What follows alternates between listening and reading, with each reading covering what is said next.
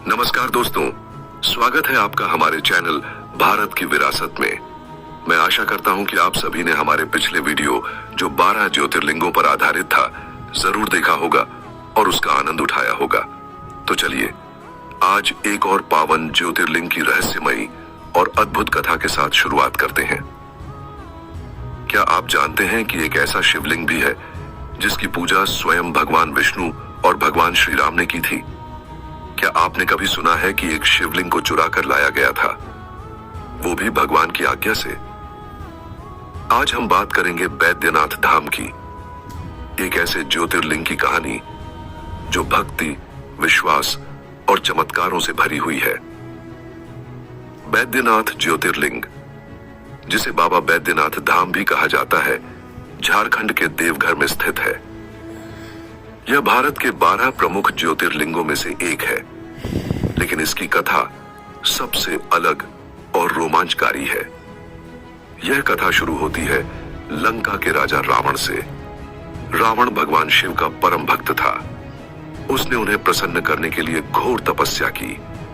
ऐसा कहा जाता है कि रावण ने अपने 10 सिर एक एक कर शिवलिंग के सामने चढ़ा दिए।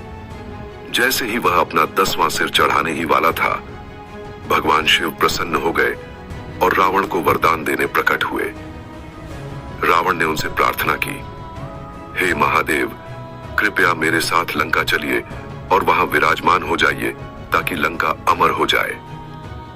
शिवजी ने यह आग्रह स्वीकार कर लिया, लेकिन एक शर्त रखी, मैं तुम्हारे साथ चलूंगा, लेकिन यदि मार्ग में कहीं भी तुमने मुझे जमीन पर रखा तो मैं वहीं स्थिर हो जाऊंगा। रावण ने शिवलिंग को अपने कमंडल में स्थापित किया और लंका की ओर प्रस्थान किया। देवताओं को यह भय सताने लगा कि यदि भगवान शिव लंका पहुंच गए तो रावण अजेय हो जाएगा। तब नारायण ने एक युक्ति बनाई। भगवान विष्णु ने वरुण देव को कहा कि रावण को लघु शंका लगे। देवघर के निकट रावण को मूत्र त्याग की तीव्र आवश्यकता हुई। उसने एक ग्वाले, जो वास्तव में भगवान विष्णु ही थे, से कहा कि वह थोड़ी देर शिवलिंग को पकड़ कर रखे।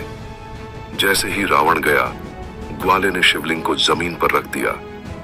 जब रावण लौटा तो उसने बहुत प्रयास किया, लेकिन शिवलिंग को हिला नहीं सका। क्रोधित होकर उसने शिवलिंग को बलपूर्वक खींचने की कोशिश की, जिससे उसका कुछ भाग विकृत हो गया।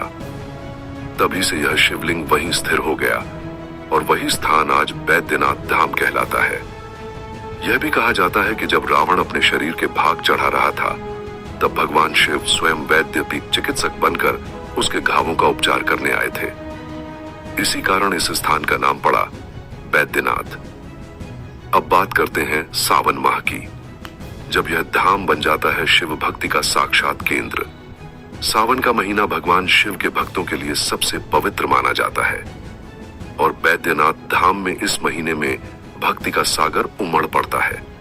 लाखों भक्त, जिन्हें कांवड़िया कहा जाता है, बिहार के सुल्तानगंज से गंगा जल लेकर देवघर तक लगभग 110 किलोमीटर की पदयात्रा करते हैं। उनके कंधों पर जल से भरी कांवड़ होती है और होंठों पर गूंजता है, बोल बम, हर हर बम।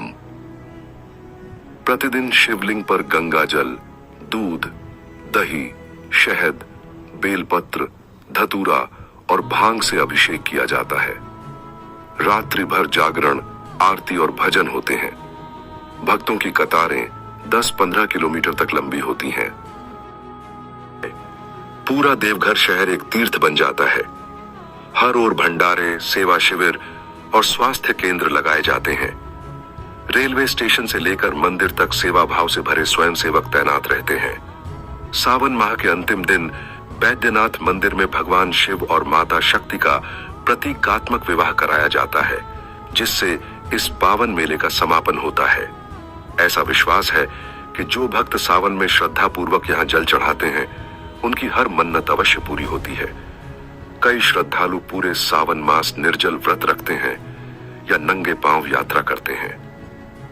तो दोस्तों, आपने सुनी बैद्यनाथ धाम की वह रहस्यमयी कथा, जिसे जानकर हर शिव भक्त का रोम रोम पुलकित हो उठता है।